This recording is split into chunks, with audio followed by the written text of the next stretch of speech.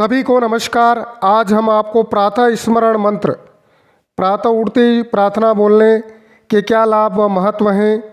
जब हम प्रातः काल को उठते हैं तो दोनों हथेलियों को आपस में रगड़ते हैं और फिर प्रार्थना करते हैं। आइए जानते हैं प्रातः स्मरण मंत्र। कराग्रे वसते लक्ष्मी, कर मध्ये सरस्वती, कर मूले तो गोविंद, प्रभाते कर दर्शनम। ये दो पंक्तियों के माध्यम से प्रातः स्मरण मंत्र बोलना है और भगवान से प्रार्थना करना है। दोनों हथेलियों का दर्शन करना है।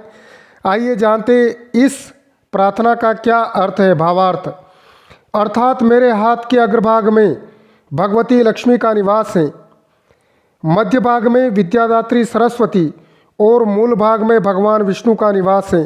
अतः प्रभात काल में मैं इनका दर्शन करता हूँ। इस श्लोक में धन की देवी लक्ष्मी, विद्या की देवी सरस्वती और अपार शक्ति के दाता, सृष्टि के पालनकर्ता भगवान विष्णु की स्तुति की गई है, ताकि जीवन में धन, विद्या और भगवत कृपा की प्राप्ति हो सके। अर्थात इन दो पंक्तियों में भगवान से प्रार्थना की गई है। लक्ष्मी माँ की, सरस्वती की और विष्णु भगवान की प्रार्थना की गई है।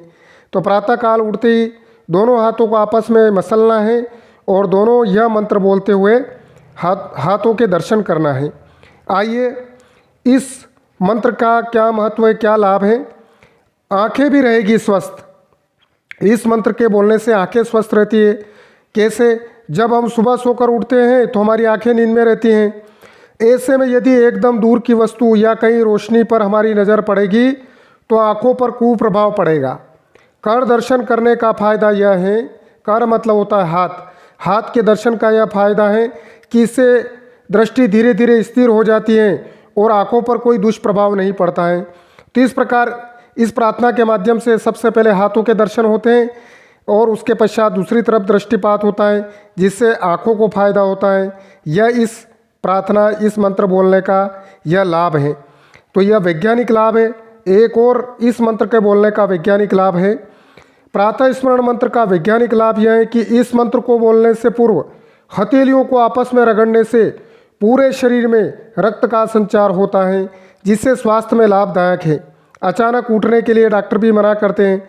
ऐसी स्थिति में यह हथेलियों के दर्शन, आपस में हथेलियों को मसलने के पश्चात उठेंगे तो पूरे रक्त का संचार ठीक होगा और फिर इसके पश्चात उठ करके अपना काम कर सकते हैं।